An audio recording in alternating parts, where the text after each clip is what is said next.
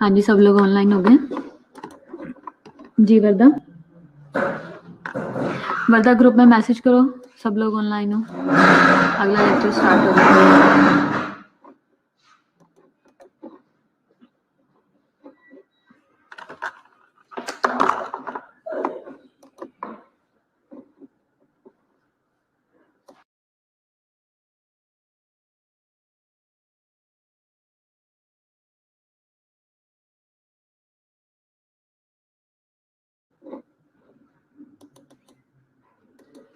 हाँ जी, सबा सिद्रा रोलिका ग्रुप में मैसेज करो, सब लोग ऑनलाइन हो। सब लोग करो, आप जितने भी ऑनलाइन हो सब ग्रुप में इन्फॉर्म करो, जल्दी से ऑनलाइन हो, लेक्चर स्टार्ट हो गया।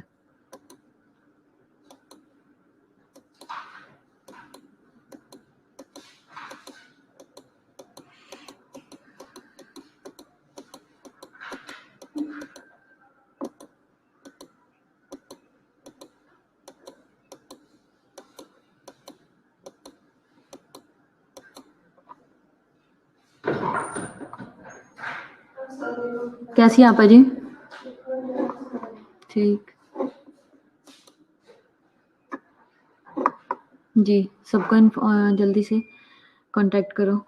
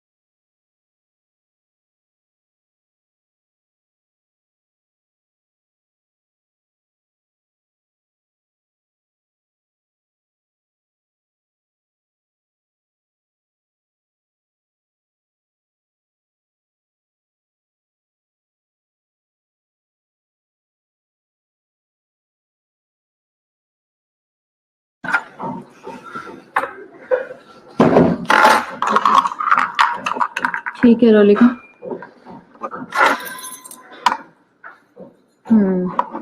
ओके फातिमा। अच्छा, हम एथिकल डिसीजन देख रहे थे।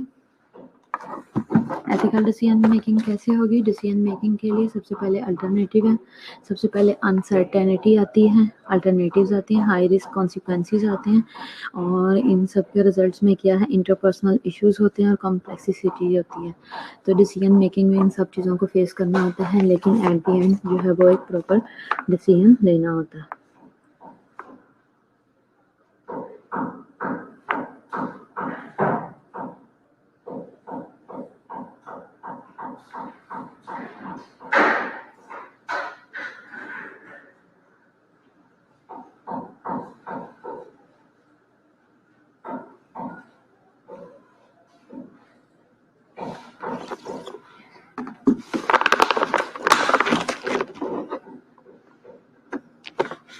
कौन कौन से ऐसे डिसीजंस हैं जिनको लेने के लिए हमें बहुत सारी प्रॉब्लम फेस करना पड़ सकती है या पड़ती है?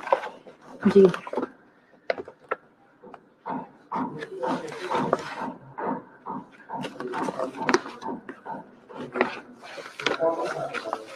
जी, कौन से ऐसे डिसीजंस हैं जिनको लेने के लिए हमें प्रॉब्लम्स फेस करनी पड़ती है?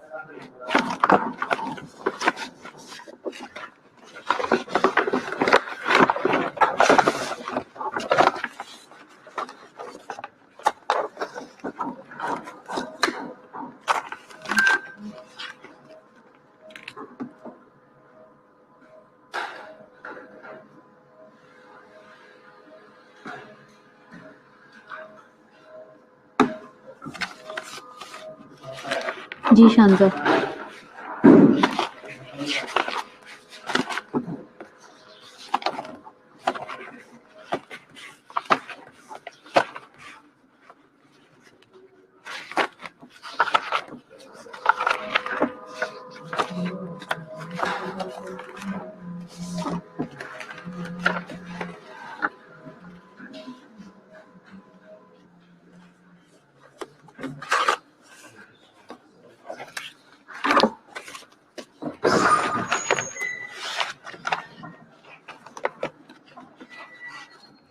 पेशेंट्स की ट्रीटमेंट के लिए ठीक है, और इसके अलावा कुछ और ऐड करो, एनीथिंग एल्स?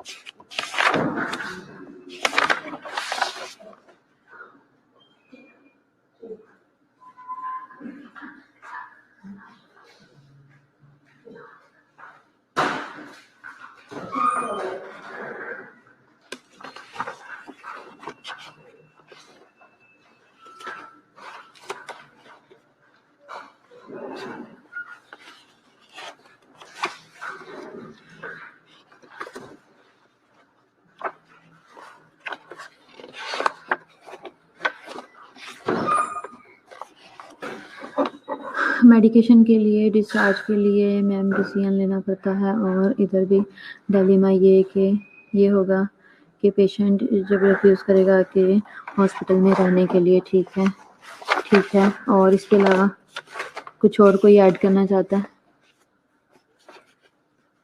अल्टरनेटिव्स हम जब उसके लिए ढूंढने की कोशिश करते हैं कुछ।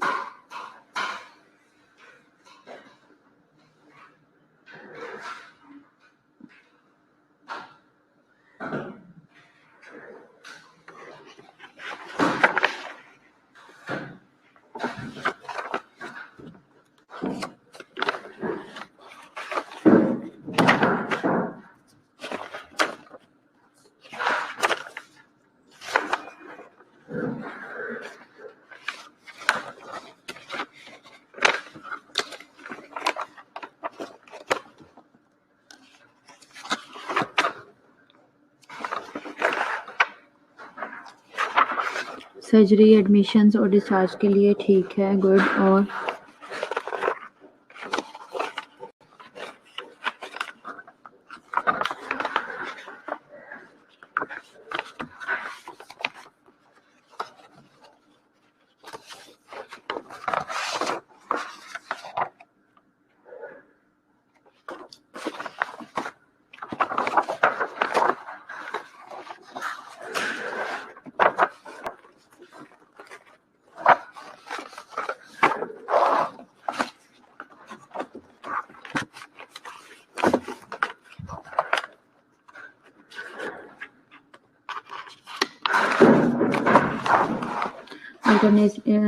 अल्टरनेटिव्स तो मैम यही होगा कि उसे घर में केयर प्रोवाइड की जाए, ठीक है, और हॉस्पिटल चेकअप के लिए रखा जाए, ठीक है, ठीक हो गया।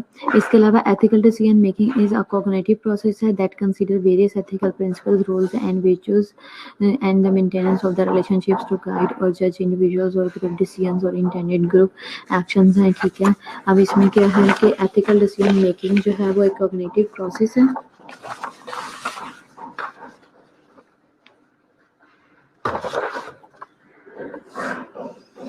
एक कॉग्निटिव प्रोसेस है जिसमें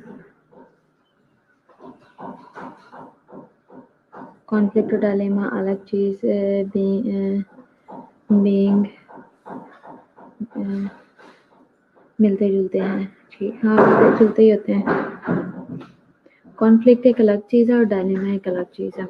एथिकल डिसीजन मेकिंग जो है वो ये एक कॉग्निटिव प्रोसेस है जिसको कंसीडर किया जाता है वेरियस एथिकल प्रिंसिपल से, रूल से और virtues से, और इसके मेंटेनेंस और रिलेशनशिप में इनको लिया जाता है ताकि गाइड किया जा सके और जज किया जा सके इंडिविजुअल को ग्रुप डिसीजंस के अंदर और इंटेंडेड एक्शंस के अंदर, ठीक है। पेशेंट्स के राइट्स है, इक्विटी ऑफ रिसोर्सेज है, कॉन्फिडेंशियलिटी ऑफ डिसीजन है और पेशेंट सेफ्टी, इन्फॉर्म्ड कंसेंट, ठीक है।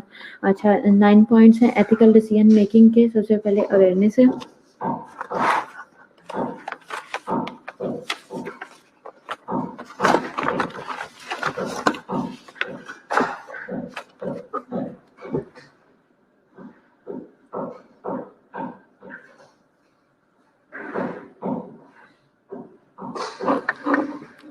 अवेयरनेस है, रिकग्निशन, अवेयरनेस में क्या है, रिकग्नाइज करना है देयर इज मॉरल इशू, ठीक है, अवेयरनेस में आ जाएगा। इसके अलावा एक्टर में क्या है, हुज डायलेमा इज दिस, ठीक है। 9 पॉइंट जो एथिकल डिसीजन मेकिंग में हमने याद रखने हैं। सबसे पहले अवेयरनेस है, फिर एक्टर है। एक्टर में सबसे पहले ये देखना है कि डिलेमा है क्या, फिर फैक्ट्स के अंदर ये देखना है गैदर ऑल रेलिवेंट डिटेल्स आपने सारी गैदर करनी है। अरफा कह रही है कि कॉन्फ्लिक्ट की वजह से डायलेमा होता है, बिल्कुल, जब कॉन्फ्लिक्ट अराइज होता है तो फिर जाके डायलेमा क्रिएट होगा। फैक्ट्स में क्या है, सबसे पहले रिकग्नाइज करना है कि मॉरल इश्यूज क्या हैं। दूसरे में दूसरा आ जाता है कि फिर देखना है कि डायलेमा है किसका, या किस चीज़ पे है, या कौन रेज कर रहा है इसको। फिर इसके बाद क्या है, राइट वर्सेस रॉन्ग आपने देखना है, test for wrongdoing, right और रॉन्ग का डिसीजन लेना है, इसमें चेक करना है, टेस्ट लेना है राइट और रॉन्ग के लिए। राइट वर्सेस राइट में क्या है, डिटरमिन करना है पैराडाइम को। फिर उसके बाद है रेजोल्यूशन में अप्लाई करना है रेजोल्यूशन प्रिंसिपल्स को। फिर उसके बाद है ट्रायलेमा क्या है, is there a third way out, कि क्या कोई और ऑप्शन भी है, कोई तीसरा रास्ता भी निकलता है इसके लिए। अब वही वाली बात आ गई, जैसे हम लोग काफ़ी लोग ये कह रहे थे कि गाड़ी को उल्टा देंगे, पटड़ी बदल देंगे, उन लोगों को उठा के दूसरी जगह पे ले जाएंगे, तो डायलेमा में हमने ट्रायलेमा देखना है, यानी कि कोई थर्ड वे आउट निकलता है या नहीं। डाई का मतलब है 2 और ट्राई का मतलब है 3, कि कोई तीसरा रास्ता निकालने की कोशिश करनी है, अगर कोई निकल रहा है तो मसले का किसी तरीके से हल हो जाए। फिर उसके बाद है डिसीजन में क्या है, डिसाइड करना है व्हाट टू डू, ठीक है। फिर उसके बाद रिफ्लेक्शन क्या है, रिविजिट करना है डिसीजन लेटर, ठीक है, जो डिसीजन लिया है उसको रिविजिट करना है कि हमने सही डिसीजन लिया भी है या नहीं, ठीक है।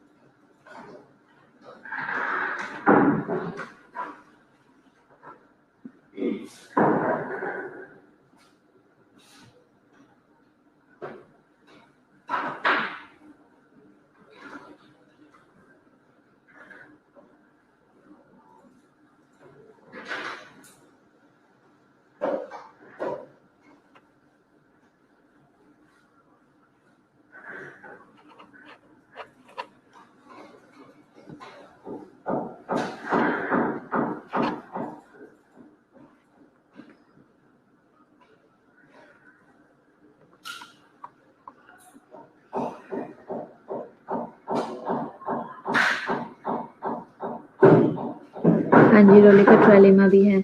डिसीजंस क्या है, decide what to do, decide करना है कि हमें क्या क्या काम हम कर सकते हैं और रिविज़िट करना है अपने डिसीजन को बाद में। फ़र्स्ट ऑफ़ ऑल अगर हमने डिसीजन ले भी लिया तो हमने उसको रिविज़िट भी करना है और हमने ये भी देखना है कि हमें क्या करना है, क्या नहीं करना। सबसे पहले रिकॉग्नाइज़ करना है मॉरल इश्यूज़ को, फिर किसका डिलेमा है या किस चीज़ पे है वो देखना है, फिर हमने गैदर करनी है ऑल रेलिवेंट डिटेल हमने गैदर करनी है, फिर हमें राइट और रॉन्ग के अंदर हमने डिसीजन लेना है और टेस्ट करना है, फिर रॉन्ग डूइंग को हमें चेक भी करना है, साथ साथ अप्लाई करना है रेजोल्यूशन को और प्रिंसिपल्स देखने हैं, रेजोल्यूशन प्रिंसिपल्स देखने हैं और डिसीजन देख लेना है। ठीक है, ये 9 पॉइंट्स है जो कि हमें एथिकल डिसीजन मेकिंग में हमें इम्प्लीमेंट करने चाहिए। अब जब आप नॉर्मली जब आप डिसीजन ले रहे हो अपने लिए कोई भी, तो वो किस तरीके से ये चीज़ें इन्वॉल्व होंगी? जी, इनमें से कौन से पॉइंट्स हैं जिनका हम प्रॉपर यूटिलाइज कर सकते हैं अपने डिसीजन मेकिंग में? जी,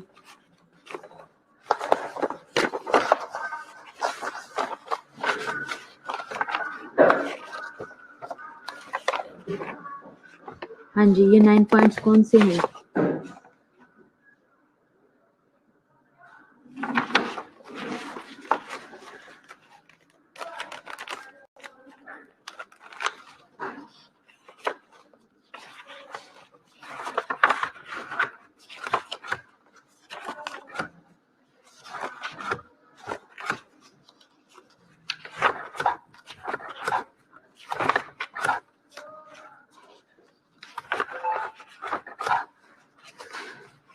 जी, 9 पॉइंट्स का किस तरीके से आप यूटिलाइज करोगे?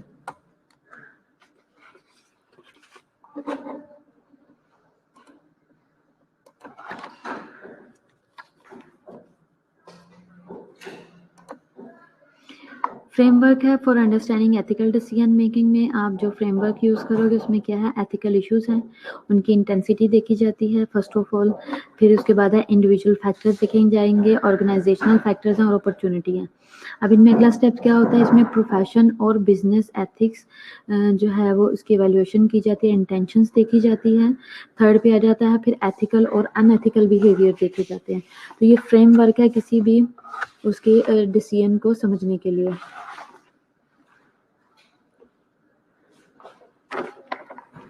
ठीक हो गया?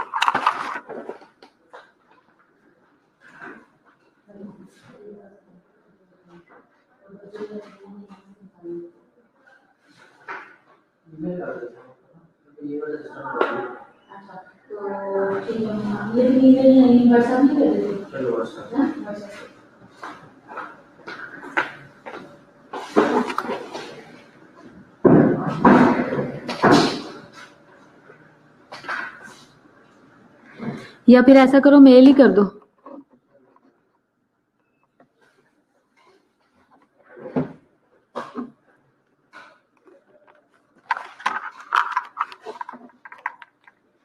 तो ये क्या है, ये सबके सम फ्रेमवर्क है।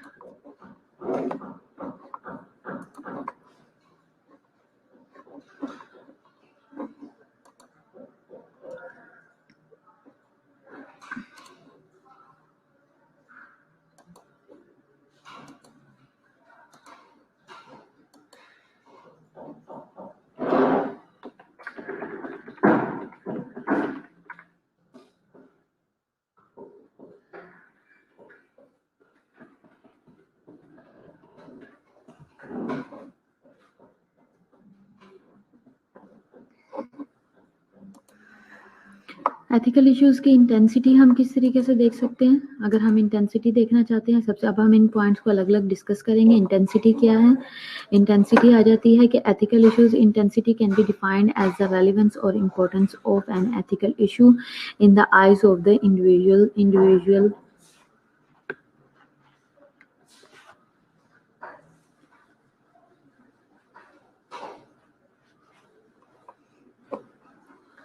इंडिविजुअल वर्क ग्रुप और ऑर्गेनाइजेशन।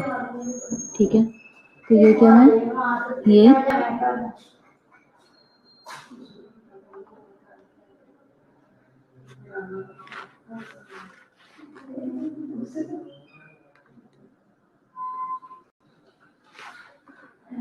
अच्छा, तो एथिकल जो इश्यूज हैं उनकी इंटेंसिटी जो है वो can be defined as the relevance और इम्पोर्टेंस ऑफ, जो इसकी इंटेंसिटी है उसको ऐसे हम डिफाइन कर सकते हैं कि इसकी रेलिवेंस और इम्पोर्टेंस जो है किसी भी एथिकल इश्यूज की in the I of the individual work group और ऑर्गेनाइजेशन में, तो क्या है कि ये उसको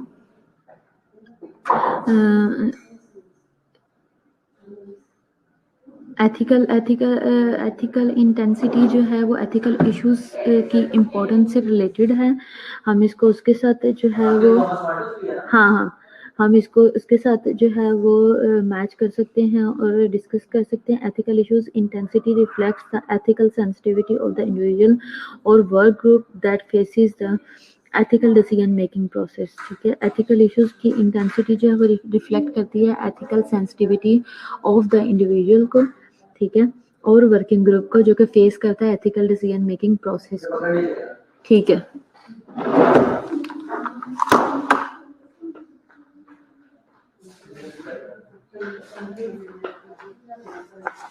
इसी तरह इंडिविजुअल फैक्टर्स हैं इसमें जेंडर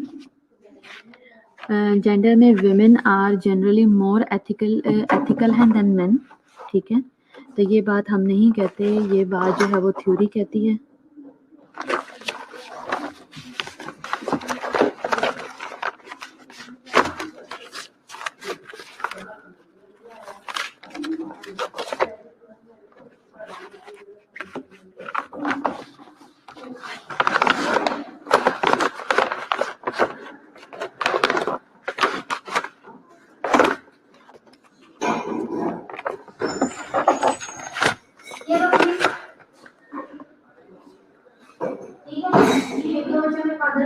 एजुकेशन और वर्क एक्सपीरियंस जो है,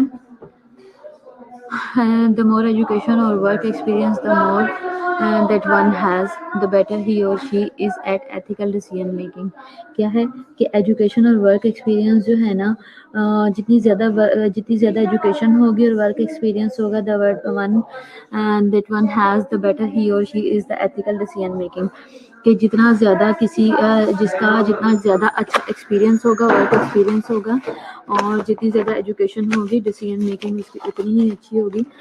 किसी भी चीज़ को चूज़ करना उसके लिए उतना ही ईजी होगा और पावरफुल होगा, क्योंकि उसका एक्सपोजर अच्छा है, एजुकेशन अच्छी है, तो उसकी चीज़ों के अप्रोच और ग्रिप भी अच्छी है।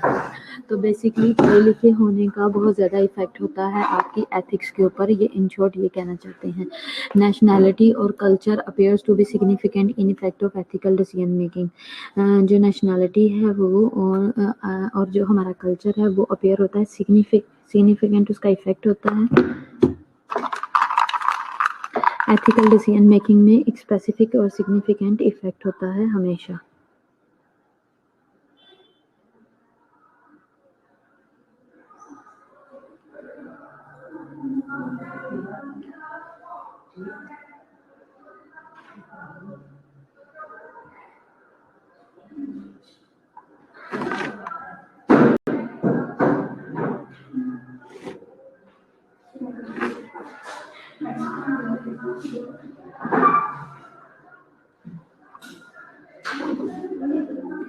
नेशनैलिटी और कल्चर जो है वो सिग्निफिकेंट इफेक्ट रखता है एथिकल डिसीजन मेकिंग में। नेशनैलिटी किस तरह से इन्वॉल्व होगी जी लाइबा, नेशनैलिटी इसमें किस तरह से इन्वॉल्व होगी?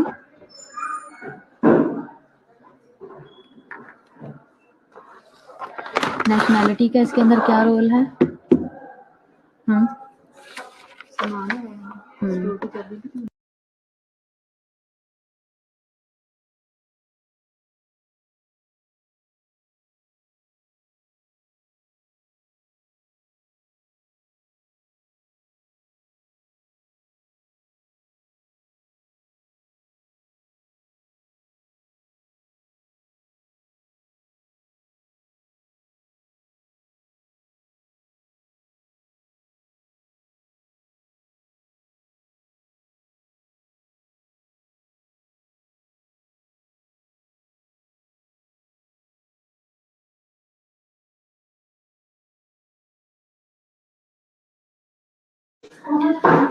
अच्छा, तो as the older you are, age में क्या है के डिसीजन मेकिंग की हम बात कर रहे हैं तो इंडिविजुअल फैक्टर हम देख रहे थे कि जेंडर जो है वो ज़्यादा जेंडर में फीमेल ज़्यादा सोफिस्टिकेटेड होती हैं और ज़्यादा एथिकली स्ट्रॉन्ग होती हैं। इसी तरह उन्होंने क्या है कि एज के साथ साथ भी एथिकल डिसीजंस पे बहुत ज़्यादा इफेक्ट होता है। डिसीजन मेकिंग बहुत स्ट्रांग हो जाती है एज के साथ साथ। जैसे कि एज में द ओल्डर यू आर, जैसे जैसे एज ज़्यादा होगी the more ethical you are, जैसे जैसे उम्र बढ़ेगी आपकी आप में एटिकेट्स भी ज़्यादा हो जाएंगे और एथिक्स भी ज़्यादा हो जाएगी। Locus of control, external control versus internal control, ठीक है, ये भी आपका कंट्रोल भी बढ़ जाएगा। एक्सटर्नल कंट्रोल क्या है? See themselves as going with the flow because that's all they can do, ठीक है। अपने आप को वक्त के साथ बढ़ते देखना और बहाव में देखना जो है वो क्या है? ये एक्सटर्नल कंट्रोल है कि हम कुछ चीज़ें हालात के ऊपर छोड़ देते हैं कि अब हालात ही डिसीजन लेंगे, हम कुछ नहीं कर सकते, ठीक है। एक आता है internal control, believe that we control the event, और ये बिलीव करना कि जो है इवेंट्स को कंट्रोल कर सकते हैं इन देयर लाइव्स, अपनी लाइफ के अंदर, बाय देयर ओन एफर्ट्स, अपनी एफर्ट्स, अपनी मेहनत के बलबूते पे और अपनी स्किल्स के बलबूते पे। कुछ लोग ये भी समझते हैं। तो ये क्या है? कुछ चीज़ें जो हैं वो लोकस ऑफ कंट्रोल, एक्सटर्नल जो है वो भी हमें एथिकली बिहेव करने में, डिसीजन लेने में हेल्प करता है। दूसरा आ जाता है एज। एज जो है वो एज ओल्डर, एज में क्या है? द ओल्डर यू आर, जैसे जैसे आप ओल्डर होते जाओगे मोर एथिकल होते जाओगे और डिसीजन मेकिंग भी आपकी ज़्यादा अच्छी होती जाएगी।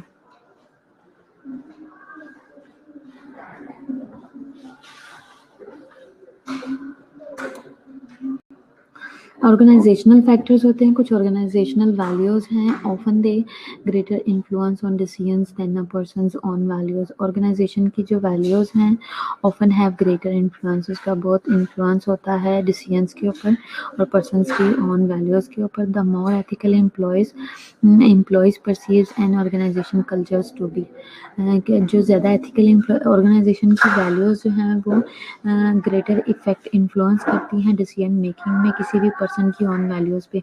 अगर आप किसी ऐसी ऑर्गेनाइजेशन में काम करते हैं जहाँ पे बहुत अच्छे से बिहेव किया जाता है और well well settled, well mannered रखा जाता है, तो वो चीज़ उस तरीके से इफ़ेक्ट करती है डिसीजन मेकिंग पे। और दूसरा, अगर और वो फिर उस पर्सन के अगर रूल्स रेगुलेशंस पॉलिसीज़ अच्छी हैं तो उसका इफ़ेक्ट, उसका इन्फ्लुएंस भी अच्छा होगा किसी भी इंडिविजुअल के डिसीजन पे। अब जैसे अगर कोई ऑर्गेनाइजेशन में अच्छे से काम किया जाता है तो उससे ये होता है, अगर अगर एम्प्लॉयज़ का अच्छा बिहेव किया जाता है तो उसकी वजह से उनके एम्प्लॉयज़ जो हैं वो रिटेन भी ज़्यादा करते हैं, काम के लिए ठहरते भी ज़्यादा हैं और उनका इंटरेस्ट भी अपनी ऑर्गेनाइजेशन में ज़्यादा होता है और वो डिसीजन भी उस तरह से लेते हैं ऑर्गेनाइजेशन के लिए सिंसियर होके।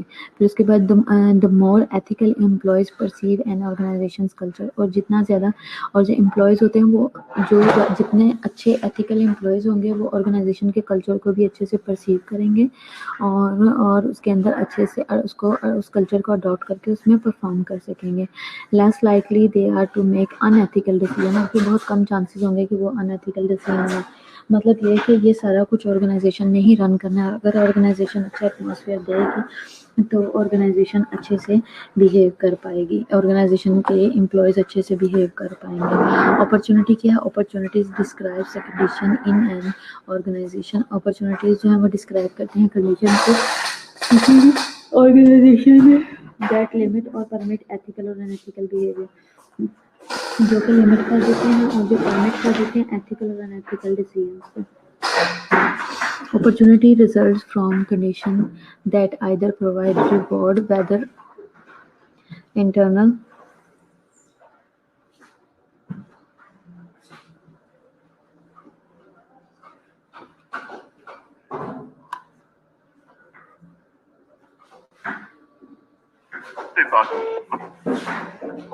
अपॉर्चुनिटी जो है रिजल्ट फ्रॉम कंडीशन, अपॉर्चुनिटी जो है वैसी कंडीशन से जो है वो क्रिएट होती हैं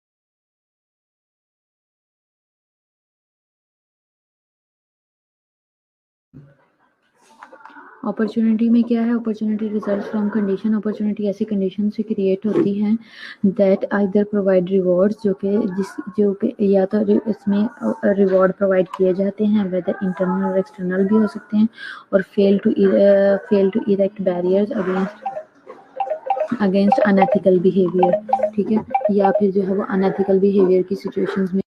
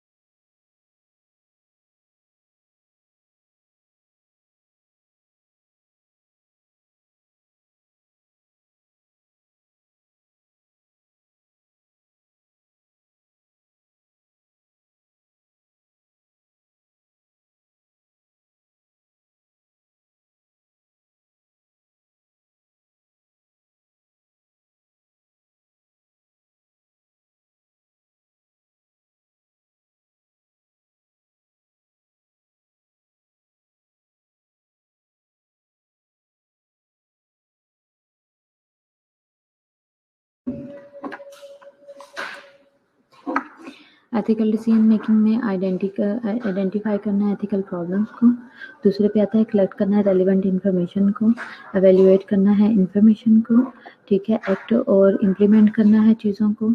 अच्छा, थर्ड हो गया, फोर्थ पे, अच्छा ये एरो जो है वो इस तरीके से चल रहा है राइट टू लेफ्ट। आइडेंटिफाई कर लिया एथिकल प्रॉब्लम को सबसे पहले कि है क्या, दूसरे में हमने कलेक्ट कर लिया रेलिवेंट इन्फॉर्मेशन, तीसरे में हमने एवेल्युएट किया इन्फॉर्मेशन है क्या, इससे हमने देखा कि जो इन्फॉर्मेशन है उसकी एवेल्युएशन कर ली, फोर्थ पे हमने किया कंसीडर किया अल्टरनेटिव्स को, ठीक है, फिर उसके बाद हमने मेक अ डिसीजन, हमने इसके ऊपर एक डिसीजन ले लिया, फिर हमने एक्ट और इम्प्लीमेंट किया अकॉर्डिंगली, फिर उसके बाद हमने रिव्यू किया एक्शन को, ठीक है। तो एथिकल डिसीजन मेकिंग में हमने टोटल 7 चीज़ों के ऊपर काम किया। सबसे पहले आइडेंटिफाई किया, कलेक्ट किया रेलिवेंट इन्फॉर्मेशन, फिर उस इन्फॉर्मेशन को एवेल्युएट किया, फिर उसका अल्टरनेटिव को कंसीडर किया कि क्या हो सकता है, ठीक है, फिर हमने कोई एक डिसीजन लिया, यानी कि हमने सिक्के के दोनों पहलुओं को देखा, राइट और लेफ्ट को, और हमने देखा कि सही क्या है और हमने सही डिसीजन फिर उसमें से चूज़ किया। फिर जब डिसीजन ले लिया तो हमने जो डिसीजन लिया उसके ऊपर एक्ट किया और उस डिसीजन के ऊपर इम्प्लीमेंट कर दिया। फिर हमने रिव्यू किया एक्शंस को, जो हमने एक्शन लिया उसका आउटकम क्या हुआ, ठीक है। तो ये उसके ऊपर है ओवरऑल सारा चीज़ें। आइडेंटिफाई करना है अपने एथिकल प्रॉब्लम को। फर्स्ट ऑफ ऑल अब आ गई बात हुई, उन स्टेप्स को हम बारी बारी देखेंगे। तो आइडेंटिफाई किया एथिकल प्रॉब्लम है क्या, the decision maker must be able to determine, वो कर सके किस चीज़ को, if there is a possible violation of an important ethical principle, क्या किसी भी किस्म की पॉसिबल वायलेशन है इम्पोर्टेंट एथिकल प्रिंसिपल की, या सोसाइटल लॉ की, या ऑर्गेनाइजेशनल स्टैंडर्ड की और पॉलिसी की, ठीक है, हमने इन चीज़ों को जज किया। सेकंड पे आता है if there are potential consequences, अगर कोई भी पोटेंशियल कॉन्सिक्वेंसेज हैं दैट शुड बी सॉट और अवॉइडेड, जिनको सॉर्ट किया जा सके, सॉर्ट आउट कर सकें और अवॉइड किया जा सके, that emanate from an action being considered to resolve the problem, कि ये जो है कोई ऐसी सिचुएशन हो जो कि हमें इस तरह का एक्शन लेने में हमें हेल्प करे कि जिससे प्रॉब्लम को हम सॉल्व कर सकें।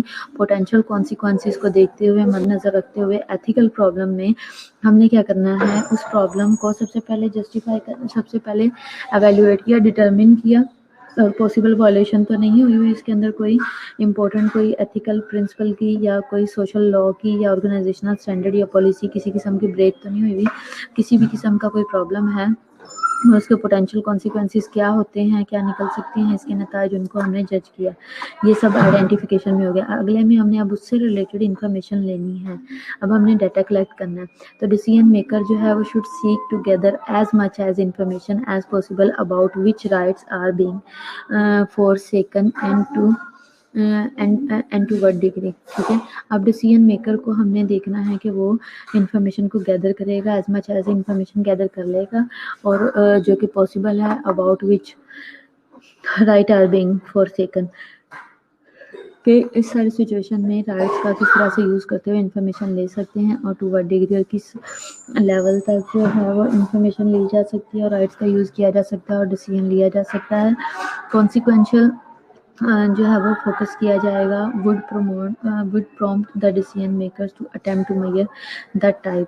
ठीक है, ये हेल्प आउट करेगा, ठीक है, डिसीजन मेकर की। और दूसरा, डिग्री किस टाइप तक और कितनी डिग्री तक और amount of harm being inflicted और that will be inflicted to others.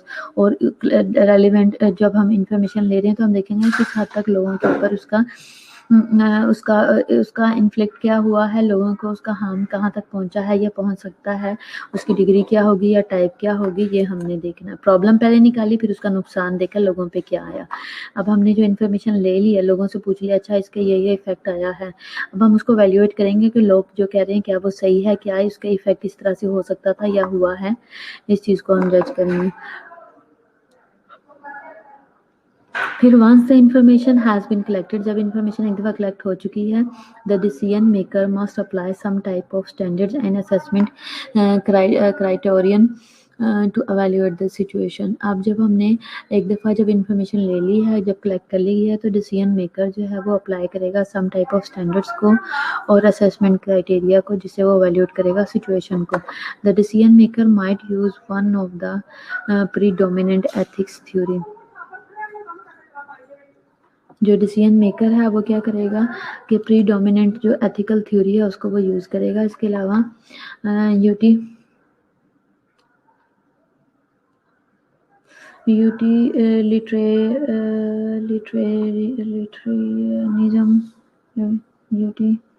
नहीं क्या राइट्स को और जस्टिस को वो यूज़ करेगा इसके अंदर। और कंसीडर अल्टरनेटिव्स, जो इसके अलावा जब एक दफ़ा डिसीजन लिया है, जो एवेल्यूएट कर ली है इंफॉर्मेशन, अब इसके लिए हम अल्टरनेटिव भी हम चूज़ करने की कोशिश करेंगे, देखेंगे। Decision maker needs to generate a set of possible action alternative such as confront करेंगे अनदर पर्सन एक्शन को, ठीक है, कि उसका क्या एक्शन हो सकता है या हुआ है। सी का हाई अथॉरिटी से इंफॉर्मेशन लेंगे, हाई अथॉरिटी को इन्वॉल्व करेंगे, परमिशन लेंगे, स्टेपिंग इन और उसमें स्टेप अप करेंगे और changing the directions of what is happening, और देखेंगे कि changing the direction of what is happening जो हो रहा है उसके अंदर जो है वो कोशिश करेंगे कि हम अपने एक्शंस को चेंज करें।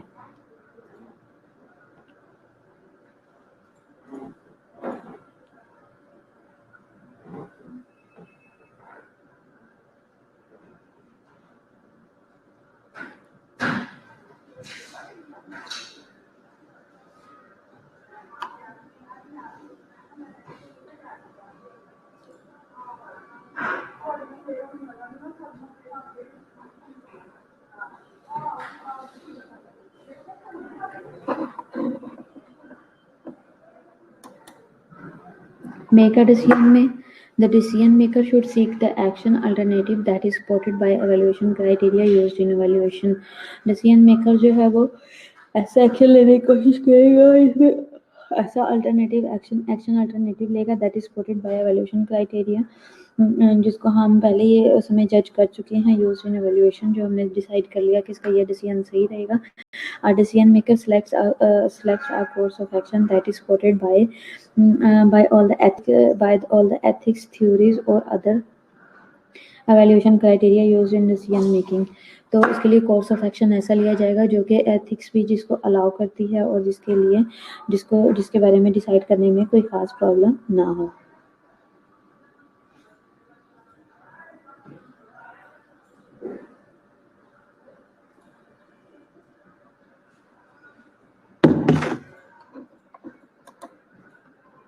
एक्ट और इम्प्लीमेंट कैसे होगा कि the decision maker if truly seeking to resolve the problem being considered must take action. उसको फौरन से एक्शन लेने की उसके बारे में बहुत ज़रूरत है, और अगर उसको ये पता लग गया है कि वह वाकई ही कोई प्रॉब्लम सॉल्व करना अगर डिसीजन मेकर चाहता है और उसको कंसीडर करता है कि इसके लिए वाकई ही कोई एक्शन होना चाहिए, तो उसको जल्द से जल्द एक्शन लेने की ज़रूरत है।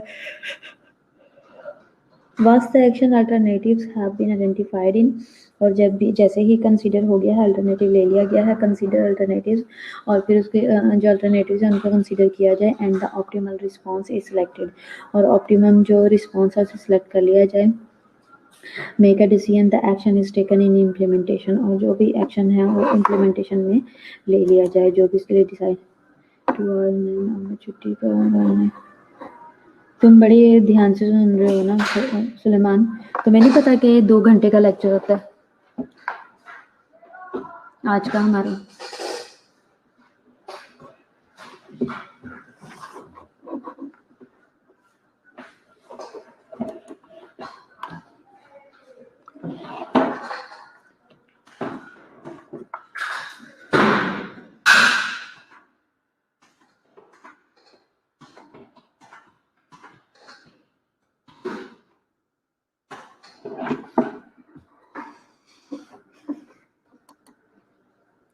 रिव्यू द एक्शन में क्या है, once the action has been taken the results are known, results हमें पता लग जाते हैं। The decision maker